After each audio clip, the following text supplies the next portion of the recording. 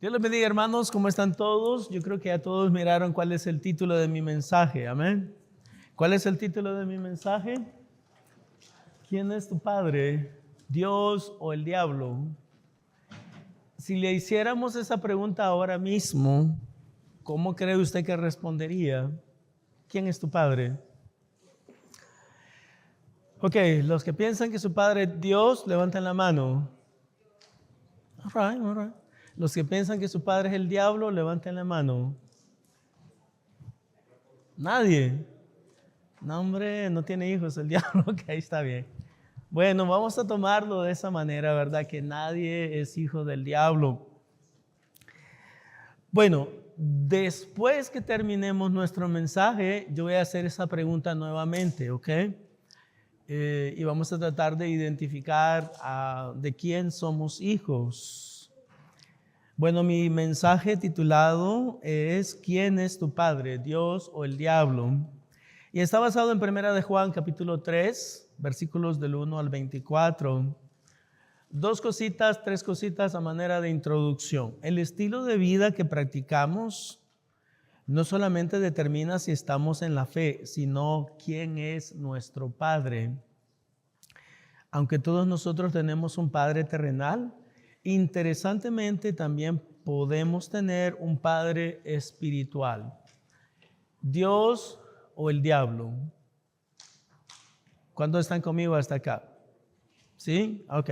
Bueno, la primera característica de un hijo de Dios, lo que quiero presentarles en esta tarde es si usted tiene las características que los hijos de Dios tienen, entonces usted es hijo de Dios. ¿Sí están conmigo con esa lógica? Si usted tiene las características que un hijo de Dios tiene, entonces usted es hijo de Dios. Si usted no tiene las características que un hijo de Dios debe tener, yo sé que se oye fuerte, pero entonces usted es un hijo del diablo. ¿Sí? Yo sé, se oye fuerte, no es verdad. Nadie quiere ser hijo del diablo. Pero déjenme demostrarles bíblicamente que hay una manera de saber si yo soy hijo de Dios o yo soy hijo del diablo. Y vamos a estar hablando primeramente de las características que tienen los hijos de Dios. ¿Está bien?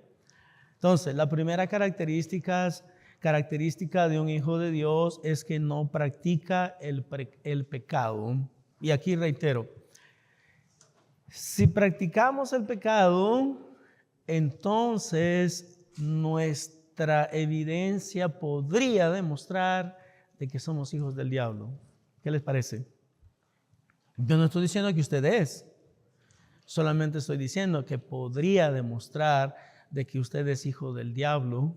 Y vamos a ver en este momento, comenzando, lo primero que me gustaría dejarles saber es que el Hijo de Dios no se identifica con el estilo de vida pecaminoso del mundo. Eso es lo primero.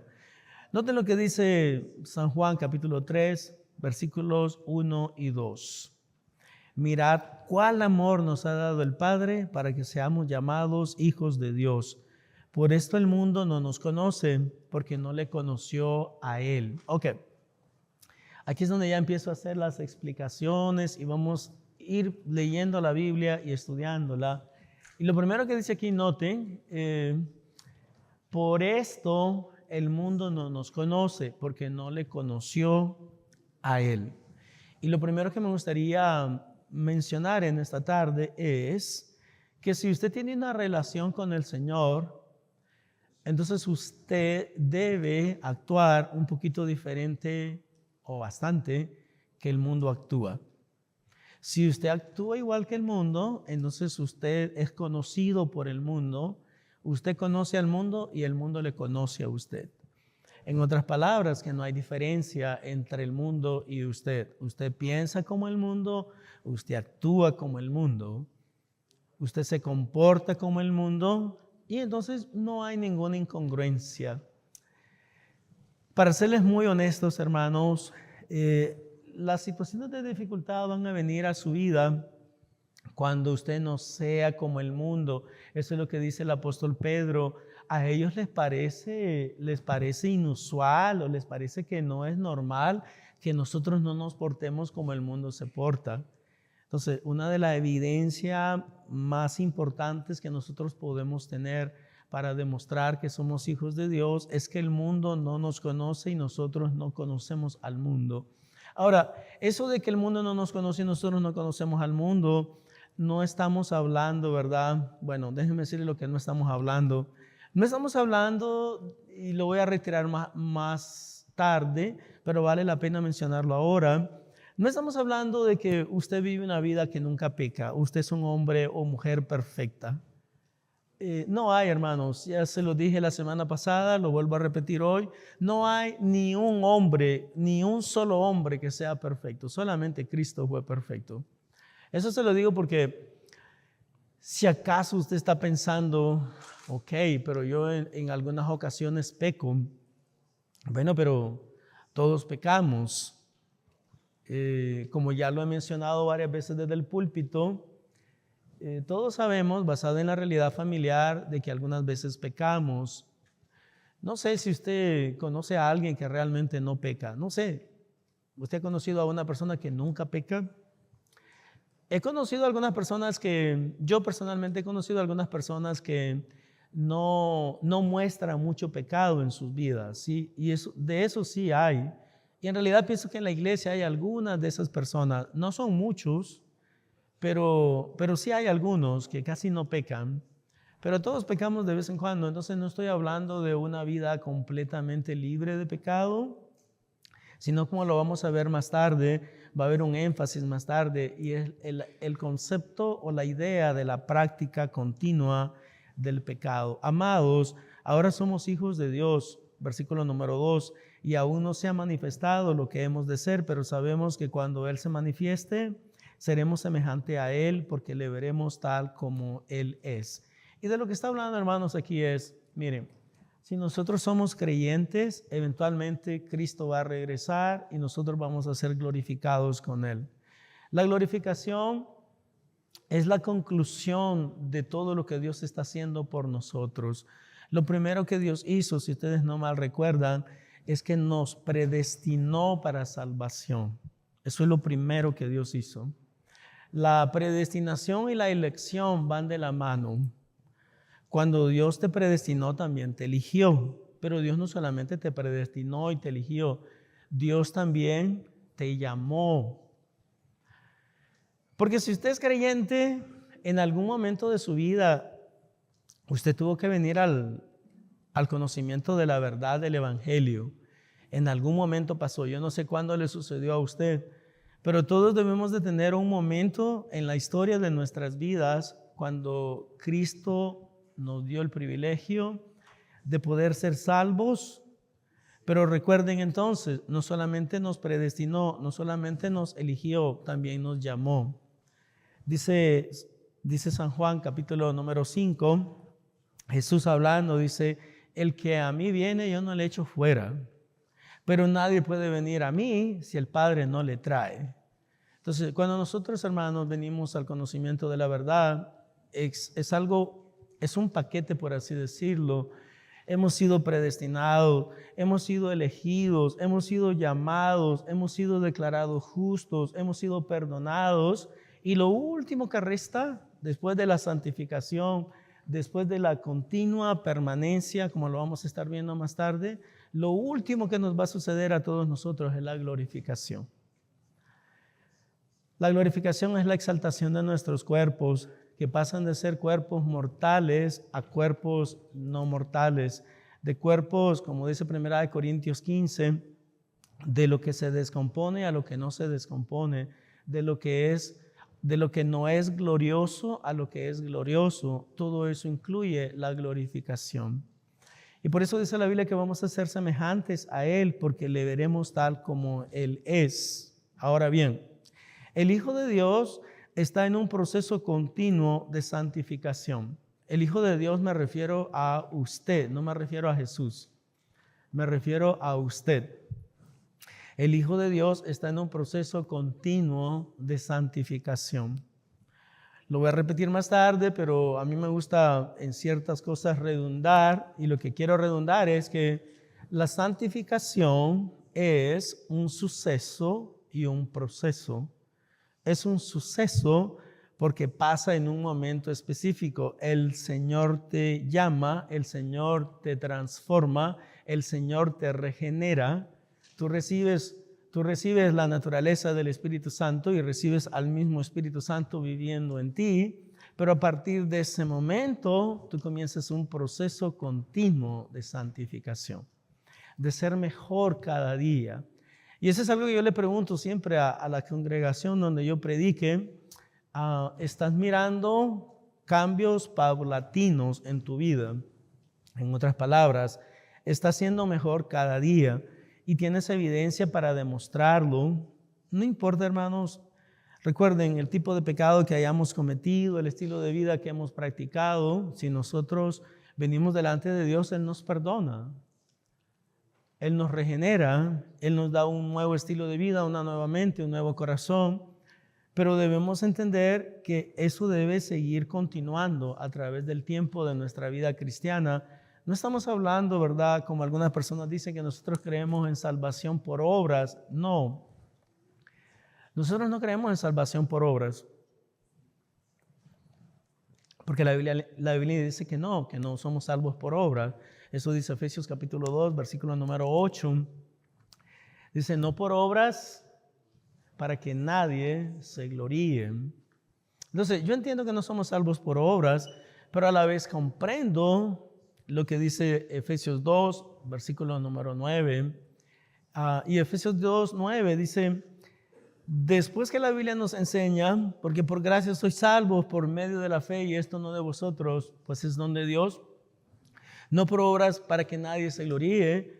El versículo número 9 dice, porque somos hechura suya, creados en Cristo Jesús para buenas obras, las cuales Dios preparó de antemano para que anduviésemos en ellas. Entonces, no creemos, y me gustaría reiterarlo, no creemos en salvación por obras, creemos en obras como demostración de nuestra salvación. ¿Cuánto entienden la diferencia?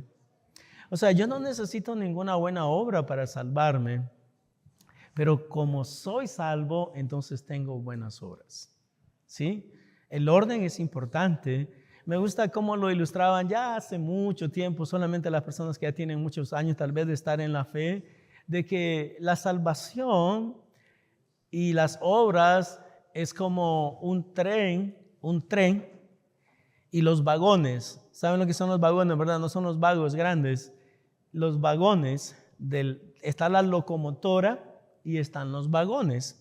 Entonces, algunas personas erróneamente quieren poner primero los vagones antes que la locomotora, y eso no puede ser verdad. La salvación es la locomotora. Los vagones son las obras que siguen a la salvación. ¿Cuántos están conmigo hasta acá? ¿Sí? Entonces no creemos en salvación por obras, pero creemos en obras como evidencia tangible de la realidad de tu salvación. Todo cristiano debe de estar en un proceso continuo de santificación. Noten, y todo aquel que tiene esta esperanza en Él, es la esperanza de la glorificación. Se purifica a sí mismo, así como Él es puro. Ahora, noten que dice el texto, no lo digo yo no estoy inventando nada. Dice, se purifica a sí mismo. Y la pregunta para ustedes es, ¿qué significa eso de que se purifica a sí mismo? Y el Espíritu Santo no debe ser el que te santifique. ¿Qué quiere decir que uno se santifica a sí mismo? Bueno, por cuestión de tiempo se lo voy a decir ya. Lo que significa es de que tú tienes que poner empeño en esto. El apóstol Pablo nos dice, ocúpense en su salvación con temor y con temblor. O sea, de que aunque somos salvos, aunque tenemos una relación con el Señor, nuestro enfoque siempre debe ser, estoy viviendo una vida que le agrada al Señor. No por temor de perder salvación, porque mi salvación está garantizada, pero con el propósito de asegurarme de que mi vida refleja el cambio que Dios ha producido en mi vida. Versículo número 4. Versículo número 4, note lo que dice: todo aquel que comete pecado infringe también la ley, pues el pecado es infracción de la ley. Y sabéis que Él apareció. ¿Quién apareció? Para quitar nuestros pecados, y no hay pecado en Él. Entonces debemos comprender que el Hijo de Dios debe estar en un proceso continuo de santificación. Y eso me lleva, hermanos, a la aplicación. Y la aplicación es esta: genuinamente, sinceramente, ¿piensa usted de que usted va mejorando, vamos a decir, cada semana, cada mes, cada año? ¿Tú te sientes que eres un mejor cristiano? No en el sentido de la posición que tenemos en Cristo, sino en el sentido del proceso continuo de santificación. Porque nuestra salvación está garantizada por lo que Cristo hizo por nosotros. Lo que no está garantizado es que estemos dando fruto que demuestre nuestro arrepentimiento o acciones que corroboren la realidad de que yo estoy en Cristo. Y nuevamente les reitero, es bien difícil, hermanos, sinceramente. Lo mencionaba la semana pasada y lo menciono hoy nuevamente. Es bien difícil muchas veces poder dar un buen testimonio de fe en Cristo, porque uno tiene que estar lidiando con todo tipo de personas en este mundo. Y algunas veces es difícil, yo lo entiendo, perfectamente lo entiendo. ¿Verdad que sí? Es difícil, pero ahí está la demostración de nuestra fe. La demostración de nuestra fe, como mencionaba Lisandro esta mañana, consiste no en que yo demuestre fe cuando todo ande bien conmigo, sino cuando realmente estoy pasando por algunas situaciones de dificultad, o estoy pasando por alguna crisis, o estoy pasando por alguna enfermedad o alguna dolencia. Ahí es donde yo tengo que demostrar mi fe y mi confianza en Dios. Pero cada día me doy cuenta de que uno tiene que lidiar con ciertas situaciones de adversidad en la vida, y debemos de pedirle al Señor: Señor, ayúdame a poder ser un buen testimonio delante de los demás. Ayúdame a que yo pueda seguir creciendo en la fe. Ayúdame a que me esté santificando. Una de las cosas más grandes que yo considero que demuestran que una persona realmente está cambiando, está volviéndose nuevo todo el tiempo, es que es capaz de poder controlar su lengua. El que no controla su lengua realmente no está dando un buen testimonio de una persona que está bajo la dirección del Espíritu Santo. Ahora, entiendo perfectamente que no es tan fácil, ¿eh? ¿Cuánto controlan su lengua? A ver, levanten la mano. ¿Y nadie la levanta? Ok, por favor, bájala. Noten, es que es difícil, dice Santiago, hermanos míos, si alguno de ustedes no ofende, realmente es un hombre virtuoso, una mujer virtuosa, el que no ofenda de palabras. Porque la lengua, dice Santiago capítulo número 3, la lengua es un fuego en sí mismo. ¿Y qué tan grande incendio puede producir una lengua tan pequeña? O mejor dicho, un órgano tan pequeño. Entonces debemos entender, ¿verdad?, que nosotros tenemos en nuestra lengua la capacidad de poder destruir. No literalmente, ¿verdad?, destruir a alguien, matar a alguien, pero sí tenemos la capacidad de lograrlo. Entonces tenemos que tener mucho cuidado. El que sabe dominar su lengua, dice Santiago, sabe dominar todo su cuerpo. Y aquí viene, hermanos, lo más difícil de este pasaje. Así que le invito a que por favor ponga muchísima atención, porque de eso depende que usted haya entendido el mensaje o no, el mensaje de hoy. Y es que el Hijo de Dios no practica el pecado. El Hijo de Dios no practica el pecado. Todo aquel que permanece en Él no peca. Todo aquel que peca no le ha visto ni le ha conocido. Hijitos, nadie os engañe. El que hace justicia es justo como Él es justo. El que practica el pecado, ahí está, ¿se acuerdan lo que les dije? Porque, ¿cómo se llama mi sermón? ¿Quién es tu padre? ¿Dios o el diablo? Ese es mi título. ¿Quién es tu padre? ¿Dios o el diablo? Ahora, yo no estoy tratando de ofender a nadie, sinceramente, pero noten lo que dice el texto. Ahí lo pueden ver ustedes, no estamos inventando nada. El que practica el pecado es del diablo. Ya no lo podemos poner más claro, ¿no? El que practique el pecado es del diablo, porque el diablo peca desde el principio. Para esto apareció el Hijo de Dios, para deshacer las obras del diablo. En otras palabras, para que tú no vivas una vida en la que estés practicando el pecado todo el tiempo. Ahora, noten el versículo número 9 nuevamente, y después vamos a hacer una pequeña reflexión de esto, una aplicación de esto, una encuesta de esto. Versículo número 9, todo aquel que es nacido de Dios no practica el pecado porque la simiente de Dios permanece en él y no puede pecar porque es nacido de Dios. ¿Qué les parece? Ahora les pregunto, es la pregunta. ¿Cuál es el título de mi mensaje? ¿Cuál es el título de mi mensaje? ¿Quién es tu padre? ¿Dios o el diablo? ¿Y cómo usted puede llegar a concluir si usted es hijo de Dios o hijo del diablo? Bueno, lo vamos a leer nuevamente. El que practica el pecado es del diablo, porque el diablo peca desde el principio. Para esto apareció el Hijo de Dios, para deshacer las obras del diablo. Todo aquel que es nacido de Dios no practica el pecado, porque la simiente de Dios permanece en él y no puede pecar porque es nacido de Dios. Ok. Ya se lo dije, pero le dije que valía la pena la redundancia en esta tarde porque el tema es bastante difícil.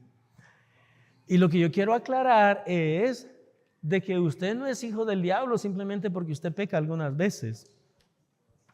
Eso no nos hace hijo del diablo. Eso nos hace personas que lamentablemente muchas veces cedemos a nuestra vieja naturaleza y hacemos cosas que a Dios le desagradan. ¿Cuántos están conmigo? Cuando usted se enoja con alguien, cuando usted le grita a alguien, cuando usted tira los platos, cuando usted, no sé, le mostró algo a alguien que no le debería haber mostrado cuando usted estaba manejando, pues todas esas cosas no significa, mira, hijo del diablo, hija del diablo. Porque el énfasis del texto es la práctica continua del pecado. Si yo estoy peleando con mi esposa todo el tiempo, debes de ponerte a pensar. Si tú estás sacando el dedo todo el tiempo cuando andas manejando, debes de ponerte a pensar.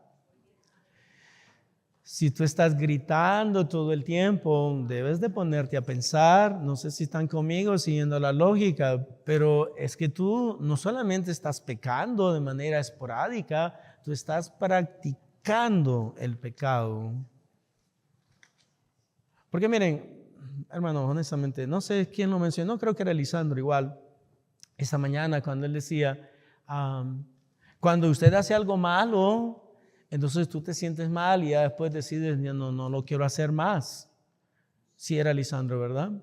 O sea, y ese es el punto. Cuando yo hago algo malo, yo debo de arrepentirme y debo de pedirle al Señor, Señor, fallé, me equivoqué, dije lo que no debía haber dicho y te pido perdón por eso y ayúdame a no volverlo a hacer. ¿Sí están conmigo, hermanos? Yo espero que ustedes estén oyendo bien lo que yo estoy diciendo.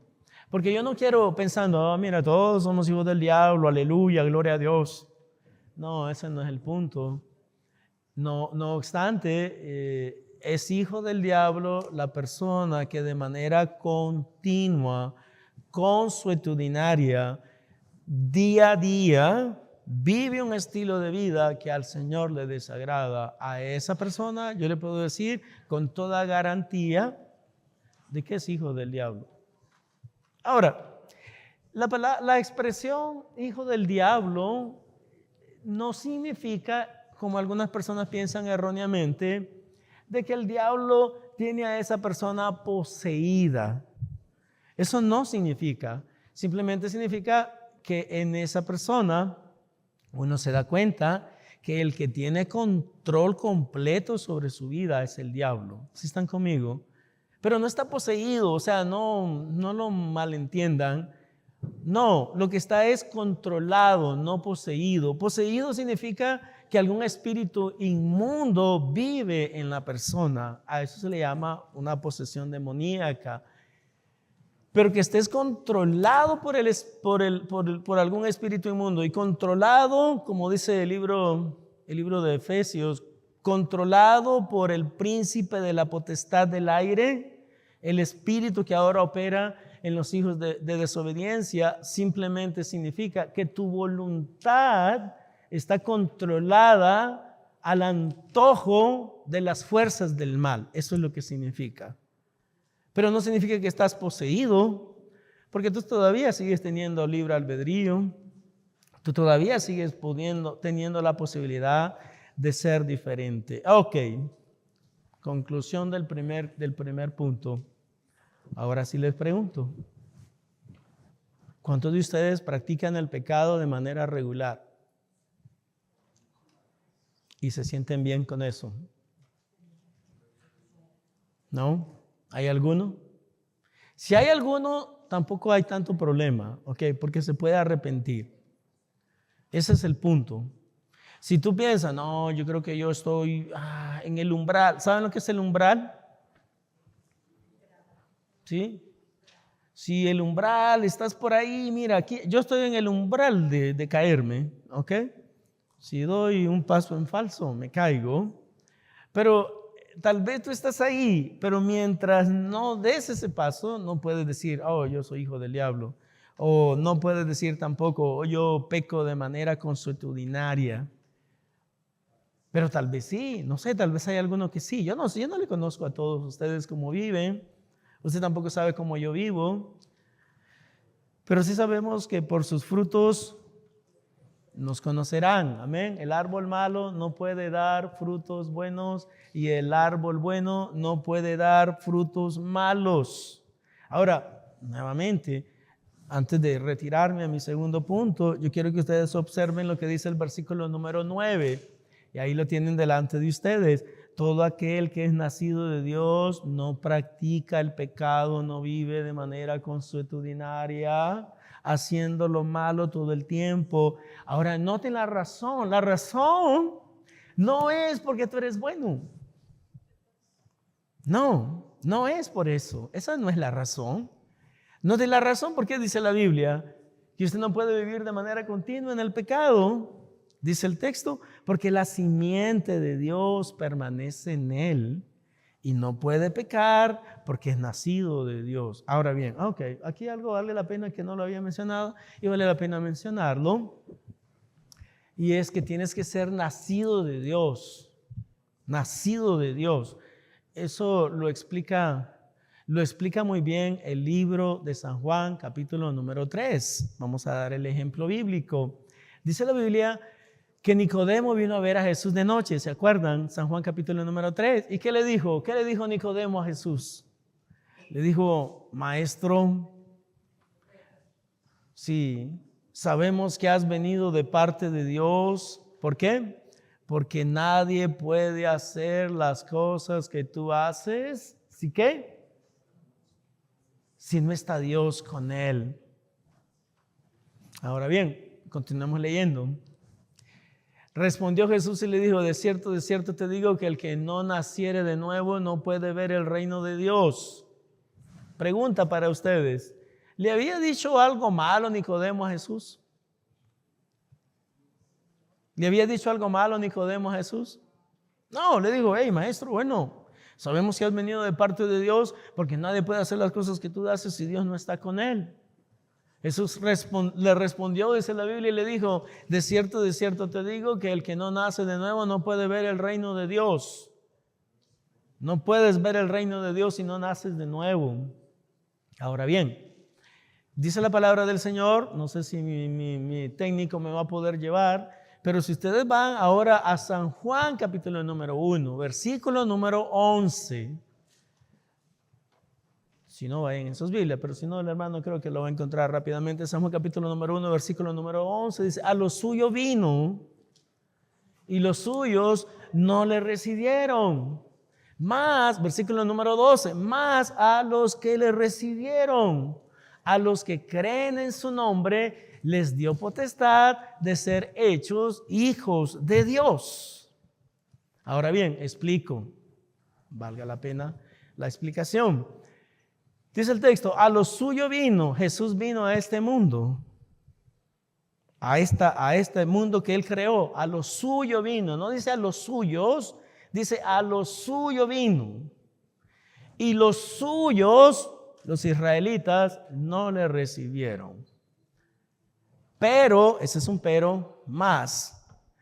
Pero, y por eso no tiene acento, pero a todos los que le recibieron, a los que creen en su nombre, les dio ¿qué? Dice el texto. Ustedes que son estudiosos, hermana Celeste, que es maestra, ¿qué cosa es potestad? Autoridad, poder, posibilidad, ¿de qué? De ser hechos hijos de Dios. Ahora bien, y aquí viene el punto, ¿pero qué dice el versículo número 13? Porque eso es lo que se nos olvida, los cuales no son engendrados de sangre ni de voluntad, los cuales no son engendrados de sangre ni de voluntad de carne ni de voluntad de varón, sino de Dios. Si usted une San Juan capítulo número 1, versículos 11, 12 y 13, con Primera de Juan capítulo número 3, versículo número 9, entonces va a tener sentido para usted. Todo aquel que es nacido de Dios no practica el pecado, porque la simiente de Dios permanece en él y no puede pecar porque es nacido de Dios.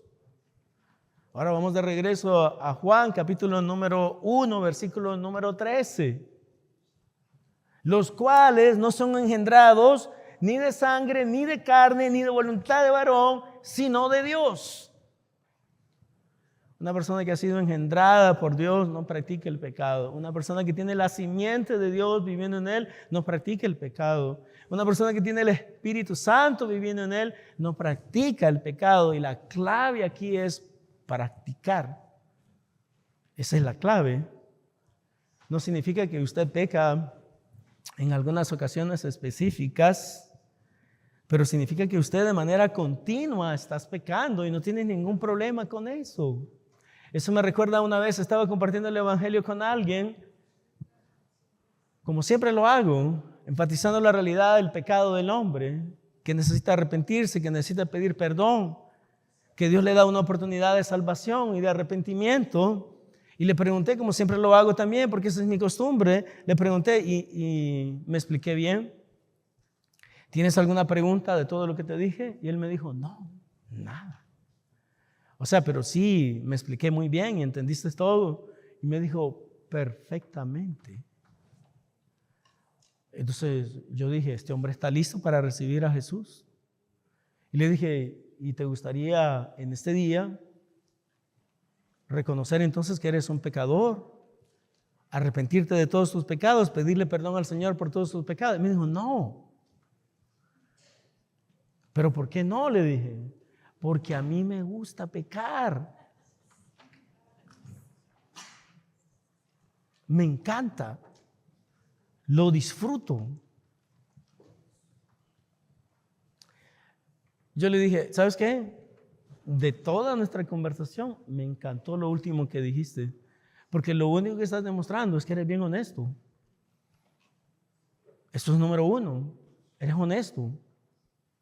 Y tú no quieres dejar el pecado. Porque si vas a venir a Cristo tienes que dejar el pecado, no porque tú realmente estás facultado para dejarlo, pero porque Dios te faculta, Dios te da la posibilidad de hacerlo. La segunda característica de un hijo de Dios, ok, pero vamos a hacer bien las cosas. Ok, estudiantes, ¿cuál era la primera característica de un hijo de Dios? Exceptuando que el Hijo de Dios no practica el pecado. Gracias. Segundo, la segunda característica de un hijo de Dios es que tiene amor por sus hermanos. Si no amamos a nuestros hermanos, entonces somos personas que estamos dando evidencia que no somos hijos de Dios. Y si estamos dando evidencia que no somos hijos de Dios, hermanos, solamente hay dos padres en este mundo. Usted honestamente solamente puede tener un padre. Y solamente existen dos padres. ¿Cuál es el primer padre? Dios. ¿Cuál es el segundo padre? El diablo. Y por eso es que siempre estamos en una disyuntiva de quién es hijo. Usted. O usted es hijo de Dios, o su conducta, su comportamiento, la manera de vivir, su manera de andar, podría demostrar o guiarnos a creer o a pensar de que usted es hijo del diablo, sin ofender. O sea, no lo miren como ofensa, simplemente es un estatus. No es ofensivo. Por lo menos yo no estoy tratando de ofenderle a nadie. El Hijo de Dios practica la justicia y ama a su hermano. Versículo número 10. Note lo que dice. En esto se manifiestan los hijos de Dios. Ay, está de nuevo. Y usted pensaba que yo estaba bromeando. En esto se manifiesta, ok. ¿Qué cosa es manifestar? En esto se muestra, se demuestra, se patenta. En esto, ¿en qué? Versículo número 10, en esto se manifiestan los hijos de Dios y los hijos del diablo. Todo aquel que no hace justicia y que no ama a su hermano no es de Dios. Y me gusta porque San Juan también lo hace de la misma manera que yo lo haría, en el sentido de, noten, ok, si tú no haces esto, eres hijo del diablo, y noten cómo termina la última parte de ese versículo. Todo aquel que no hace justicia y que no ama a su hermano no es de Dios. Y si no eres de Dios, entonces ¿de quién eres?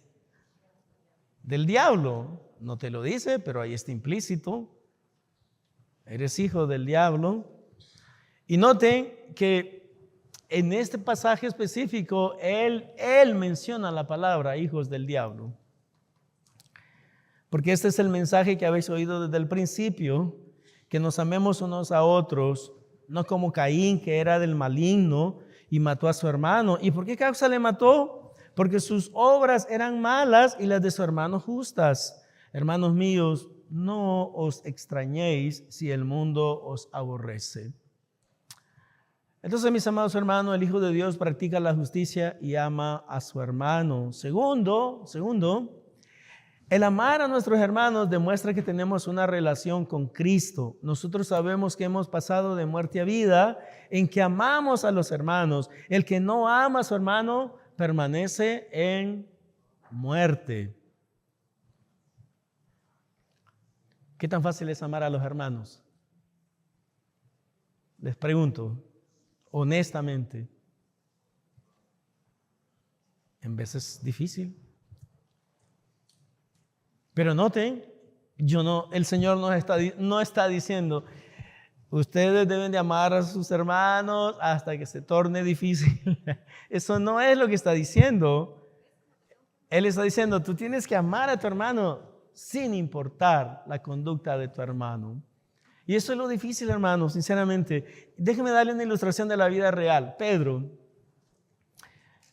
viene a ver al Señor Jesús y le dice, ¿hasta cuántas veces debo perdonar al hermano que peque en contra de mí?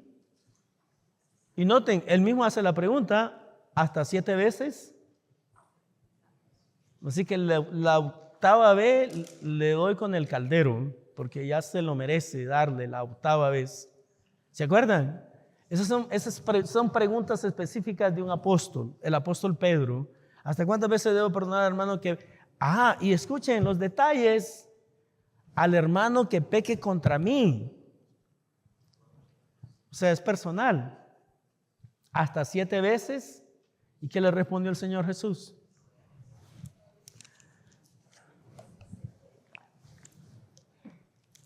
Como usted lo cuenta, hermanos, sinceramente, miren, hay dos maneras de entender ese pasaje. Hay personas que se preocupan mucho por ciertas cosas. Yo no me preocupo tanto por esas cosas. ¿Qué quiso decir realmente? 70 veces 7. Está hablando de 70 veces 7, 7 por 70. ¿Cuánto es 7? 7 por 7, 49, 490 veces. Está hablando de eso. Honestamente a mí no me interesa de lo que esté hablando. Lo que importa es el punto que él está haciendo. Ahora bien, por si acaso alguno está pensando, no, pero es que hay personas que ya llegaron como a 490, 7 por 7, 49. La 491 vez es cuando le doy su madre golpe. Y ahí se acabó todo. Cuando lleguemos a la 491. Bueno, eso no es lo que significa el texto. Lo que el texto significa es que yo siempre debo tener una actitud de perdonar a mi hermano. Al hermano que peca contra mí. Porque esa es la evidencia que realmente yo estoy en Cristo. Imagine ahora usted, hermanos, pensemos, ¿cuántas veces usted ha perdonado a un hijo tal vez? Un montón de veces. ¿Cuántas veces usted que está casada ha perdonado a su marido? ¿Cuántas veces? ¿Cuántas veces que nosotros estamos casados tenemos que perdonar a nuestras esposas? Muchas veces. Porque las esposas son bien difíciles. Y los maridos son imposibles. Okay. Esa es la realidad. Entonces, ¿qué tenemos que hacer? Perdonarnos. ¿Que me ofendiste? Te perdono. ¿Que te ofendí? Perdóname. Entonces, siempre tenemos que estar pensando, ¿cómo puedo perdonar a todas las personas que pecan contra mí? Hermanos, el no amar a nuestros hermanos es demostración de una vida no regenerada. El no amar a nuestros hermanos es demostración de una vida no regenerada. Todo aquel que aborrece a su hermano, noten lo que dice. Ya está ahí, ¿verdad? No.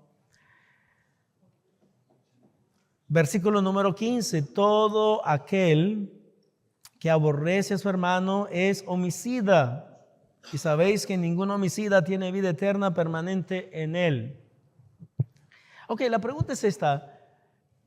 Para ustedes, ¿verdad? Que están estudiando conmigo en esta tarde, ¿cómo pasa de no amar al hermano a ser homicida? Todo aquel que aborrece a su hermano es homicida. Y sabéis que ningún homicida tiene vida eterna permanente en él. Bueno, déjenme decirle la única manera de que yo lo puedo interpretar de una manera bastante práctica esto. Y es esta. Si usted no perdona a alguien la primera vez, y usted dice, no perdono nada. Si usted no perdona a alguien la segunda vez, si usted no perdona a alguien la tercera vez, cuando ya va por la 18ª vez, es posible que usted esté con el deseo ya de matar a esa persona. Porque nadie mata a nadie así, ¿verdad? De casualidad. O sea, y después vayan ustedes a estudiarlo, a analizarlo. La mayoría de homicidios que suceden entre personas que se conocen, suceden en la mayoría de los casos a través del tiempo. Entonces usted tiene un instinto homicida, tal vez nunca lo va a hacer. Y si no lo cree, si usted no cree que ese instinto está en nosotros, entonces usted no ha leído Génesis capítulo número 4. Porque ¿qué sucede en Génesis capítulo número 4? Es interesante, voy rápidamente a darles el ejemplo. Dice la Biblia, viene Abel y presenta su ofrenda. Bueno, se presenta a él y presenta su ofrenda delante de Dios. Y dice la Biblia que Dios miró con agrado a Abel y a la ofrenda de este. Y el orden es importante, bíblicamente hablando. Porque no es tanto la ofrenda, sino el que ofrenda. Eso explica el texto. Después viene Caín, se presenta delante de Dios y presenta su ofrenda. Vayan a leerlo. Génesis 4. Pero Dios miró con desagrado a Caín y a la ofrenda suya, dice el texto específicamente. Y entonces, ¿qué le pasó a Caín? ¿Qué le sucedió a Caín inmediatamente? Dice que decayó su semblante. ¿Usted sabe lo que significa que decayó su semblante? Que se puso molesto, se puso enojado. Y el Señor le preguntó, ¿y por qué ha decaído tu semblante? ¿Por qué estás enojado? Noten. Si bien hiciereis, no seráis enaltecido. Y si no, el pecado está a las puertas. Mas tú te vas a enseñorear de él. Te vas a enseñorear de ese deseo pecaminoso. Te vas a enseñorear de ese deseo homicida que tú tienes. ¿Y qué hizo eventualmente? De acuerdo a lo que enseña la Biblia, se levantó en contra de su hermano, dice la Biblia, y le mató. Ahora, ¿ustedes piensan que Caín es el único que tiene esa capacidad? La realidad es que los estudios psicológicos demuestran, y esto porque sí ya hice una pequeña investigación, de que todos nosotros tenemos dentro de nosotros la capacidad y la habilidad de poder matar a alguien. Todos nosotros, sin excepción. Hermana, Dios le bendiga, salud.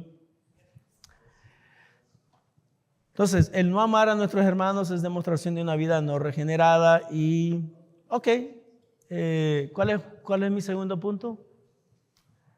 La segunda característica de un hijo de Dios es que tiene amor por sus hermanos. Y tercero y último, la tercera característica de un hijo de Dios es que está dispuesto a hacer sacrificios por sus hermanos. El que no sirve a sus hermanos demuestra señales preocupantes de no haber nacido de nuevo. El que no ayuda a su hermano demuestra señales preocupantes de no haber nacido de nuevo, porque una de las características de los hijos de Dios es que está dispuesto a hacer sacrificios por sus hermanos. Amados, debemos amar a través de hechos tangibles. Versículo 16, en esto hemos conocido el amor, en que Él puso su vida por nosotros. También nosotros debemos poner nuestras vidas por los hermanos. Es interesante porque la mayoría de nosotros no sabemos San Juan capítulo 3, versículo número 16. Pero la mayoría también no nos sabemos Primera de Juan 3, 16. Y la tarea que yo le dejo en esta tarde es que usted se lo aprenda de memoria. En esto hemos conocido el amor de Dios, en que Él puso su vida por nosotros. También nosotros debemos poner nuestras vidas por los hermanos. Pero el que tiene bienes de este mundo y ve a su hermano tener necesidad y cierre contra él su corazón, ¿cómo mora el amor de Dios en él? Hijitos míos, no amemos de palabra ni de lengua, sino de hecho y en verdad. Mis amados hermanos, la realidad es de que el amor tiene que ser demostrado. El amor tiene que ser demostrado a través de obras tangibles que demuestren que realmente usted ama a los demás. Debemos confiar totalmente en Dios. Y en esto conocemos que somos de la verdad y aseguraremos nuestros corazones delante de Él. Pues si nuestro corazón no nos reprende, mayor que nuestro corazón es Dios y Él sabe todas las cosas. Amados, si nuestro corazón no nos reprende, confianza tenemos en Dios. Y cualquiera cosa que pidiéramos, la recibiremos de Él, porque guardamos sus mandamientos y hacemos las cosas que son agradables delante de Él. Aquí, hermanos, hay algo muy importante que me gustaría que ustedes noten. El énfasis que yo voy a hacer en estos versículos que hemos leído es que cuando usted realmente no practique el pecado, cuando usted ama al prójimo, cuando usted ayuda a los hermanos de una manera tangible, entonces algo espectacular sucede, y es de que Dios empieza a responder tus oraciones. Cuando eres un hombre de Dios, cuando eres una mujer de Dios, entonces Dios empieza a escuchar tus oraciones. Y Dios te va a conceder los deseos de tu corazón. Por eso dice el Salmo 37, deleítate a sí mismo en Jehová, ¿y qué? Y Él te concederá las peticiones de tu corazón. Debemos tener una relación con Cristo y amar a nuestros hermanos. Este es un mandamiento, que creamos en el nombre de su Hijo Jesucristo y nos amemos unos a otros como nos lo ha mandado. Y el que guarda sus mandamientos permanece en Dios y Dios en él. Y en esto sabemos que Él permanece en nosotros por el Espíritu que nos ha dado. Ok. ¿Cuál es la conclusión y la aplicación de todo esto que hemos estado estudiando hasta este momento? Primero, nuestra santificación es un suceso y un proceso. Es un suceso porque en algún momento específico de nuestras vidas Dios nos llama, nos convence de pecado y produce en nosotros arrepentimiento y fe en Cristo. Es un proceso porque la expectativa de Dios es que cada día aprendamos a ser diferentes, a parecernos más a Él y a exhibir una conducta que le traiga gloria y honra. Es interesante porque en la historia del libro de San Juan, capítulo 3, si no mal recuerdo, es interesante porque cuando Jesucristo empezó su ministerio, antes de él había un hombre que se llamaba Juan el Bautista. Y eso no significa que Juan pertenecía a la denominación bautista, sino se le llamaba el Bautista porque él era el que bautizaba. Eso, de ahí viene la palabra bautista o el bautizador. E interesantemente, cuando Jesucristo aparece, entonces las personas que seguían a Juan ya no le seguían y empiezan a seguir a Jesús. Ahí vienen los chismosos siempre. Los chismosos vinieron a ver a Jesús y le dijeron, vinieron a ver a Juan y le dijeron, ¿sabes qué? Ya te abandonaron, compadre. Los que te andaban siguiendo a ti, ahora andan siguiendo a Jesús. Ellos pensaban de que Juan estaba en la carne y Juan les dijo, ven para acá. Si no mal recuerdan, cuando yo andaba ministrando, yo les dije específicamente que yo no era el Cristo. No sé si se acuerdan. Yo les dije, yo no soy el Cristo. Yo solamente era el mensajero que precedía a la venida del Mesías. Y Juan dice algo que es espectacular desde mi punto de vista. Juan dice, por tanto, es necesario que Él crezca y yo mengüe. Mis amados hermanos, el punto que a mí me gustaría enfatizar es necesario que todos nosotros menguemos. Y es necesario que la actitud de Cristo, el pensamiento de Cristo, así como dice el apóstol Pablo en el libro de Filipenses, haya en vosotros esta actitud que hubo también en Cristo Jesús. Filipenses capítulo número 2, el cual siendo en forma de Dios, no estimó el ser igual a Dios como cosa que aferrarse, sino que estando en la condición de siervo, se humilló hasta lo sumo, hasta la muerte y la muerte de cruz. Por lo cual, dice Filipenses, Dios le exaltó hasta lo sumo y le dio un nombre que es sobre todo nombre, para que en el nombre de Jesús se doble toda rodilla de los que están en el cielo, en la tierra y debajo de la tierra, y toda lengua confiese que Jesucristo es el Señor, para gloria de Dios Padre. Entonces es necesario que nosotros menguemos, es necesario que nosotros traigamos, como dice Filipenses nuevamente, todo pensamiento cautivo a la obediencia a Cristo. La regeneración ocurre instantáneamente, pero la santificación continúa durante toda la vida cristiana. Algo que debemos tener completamente claro en nuestras vidas es que el practicar un estilo de vida pecaminoso o que no le agrada a Dios es una demostración de que no tenemos una relación con Cristo. Lo voy a repetir nuevamente, ya lo miramos. Primera de Juan, capítulo 3, versículos 8 y 9. El que practique el pecado es del diablo. Porque el diablo peca desde el principio.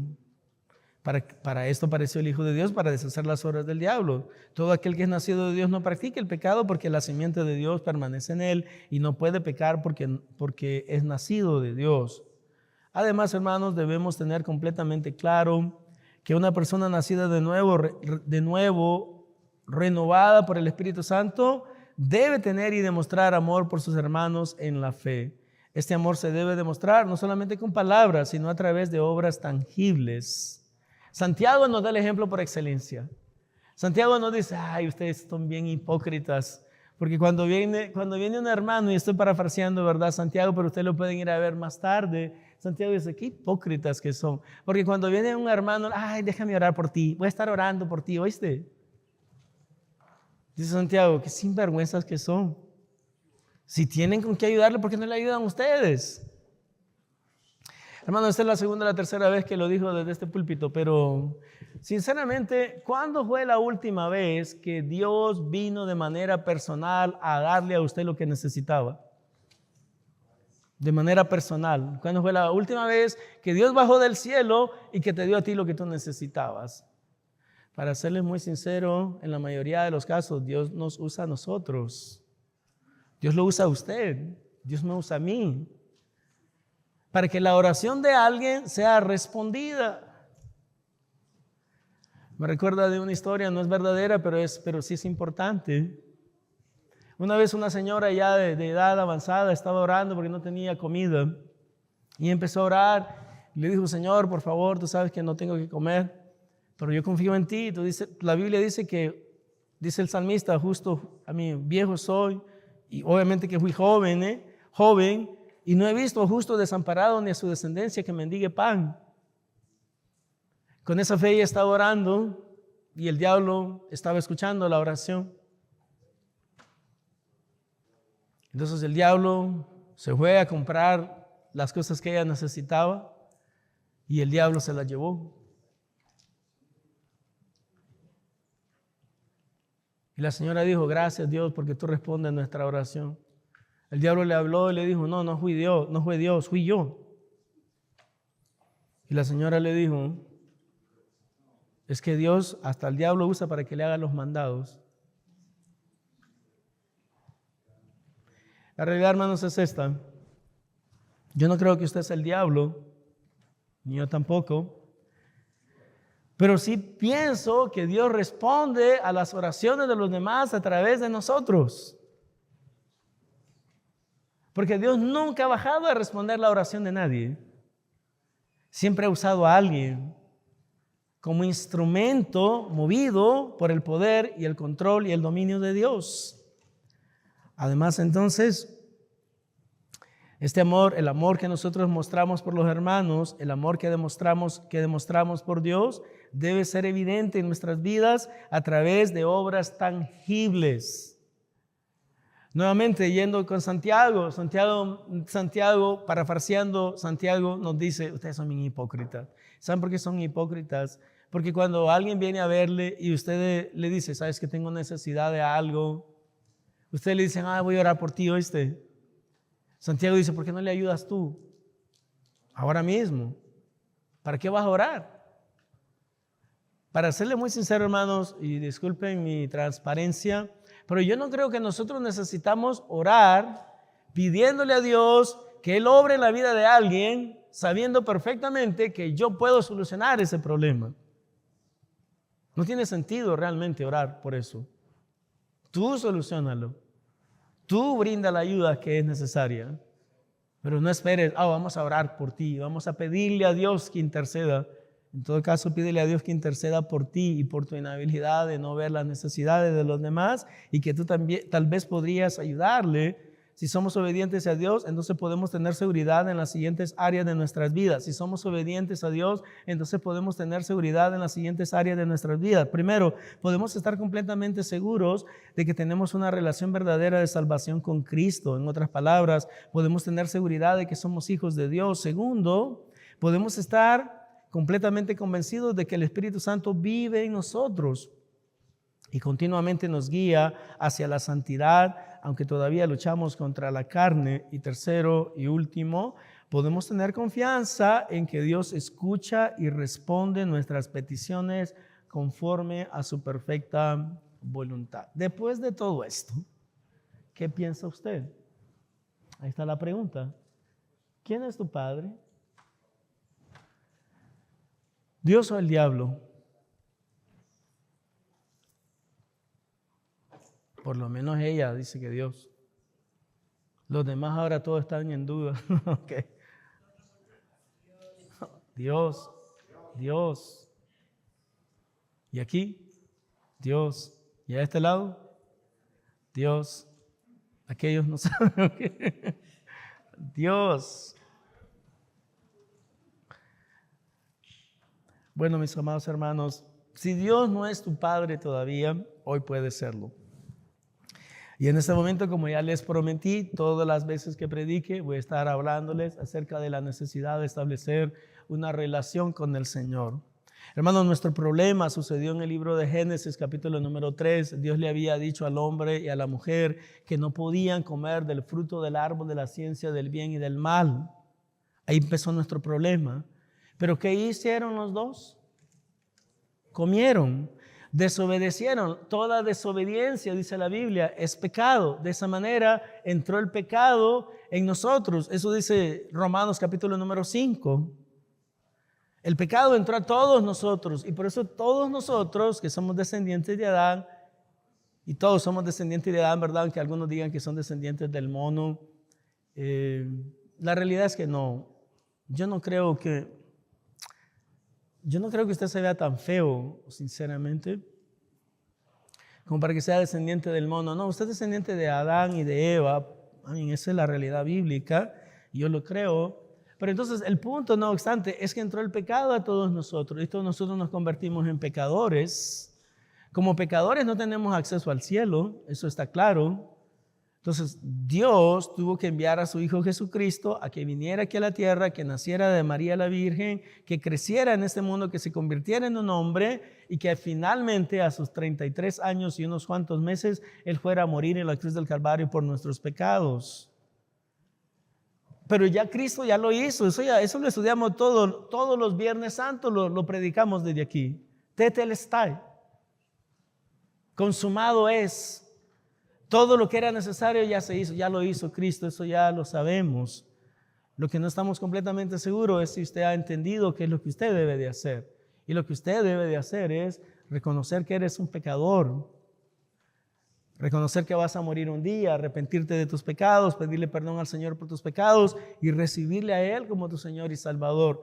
Recuerden, San Juan capítulo número 1, versículo número 11 y 12, a lo suyo vino, a este mundo vino, a su creación vino, mas los suyos no le recibieron. Los judíos le rechazaron.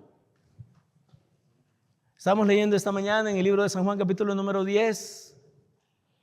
Los judíos le dijeron a Jesús, si tú eres el Mesías, dínoslo de una vez y no tengas intrigados. Jesús le dijo, ya se lo dije y ustedes no quieren creer. ¿Cuántas veces quieren que le diga lo mismo? Pero tenemos que creer en Él, tenemos que creer en Jesús, tenemos que creer en el sacrificio que Él hizo por nosotros en la cruz. Tenemos que recibirle a Él como nuestro Señor y Salvador, tenemos que pedirle perdón por nuestros pecados, tenemos que arrepentirnos de nuestros pecados y debemos recibirle como Señor y Salvador. Eso dice San Juan capítulo número 1, versículo 12.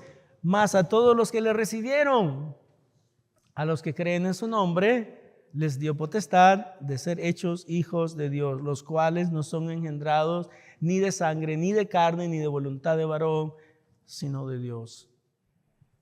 Y eso es lo que debemos hacer. Debemos decirle al Señor, Señor, yo reconozco que soy un pecador, me arrepiento de todos mis pecados, te pido perdón por todos mis pecados. Y si usted lo hace con fe, con confianza, con certidumbre de fe, entonces usted puede ser salvo.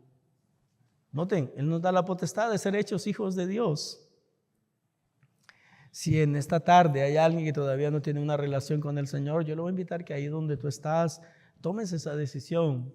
De manera silenciosa, ahí donde estás, puedes decirle a Él lo que ya dije 3 veces.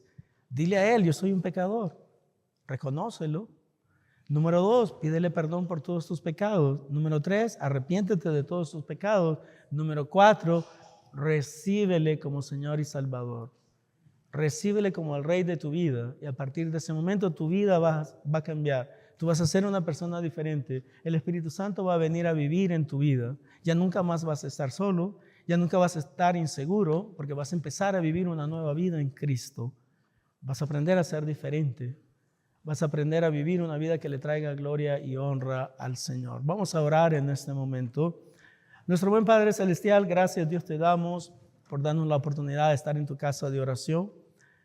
Te pedimos ahora, Señor, de que tú nos bendigas, que tú nos alientes, que tú nos fortalezcas y que todo lo que hagamos, Señor, sea agradable delante de ti.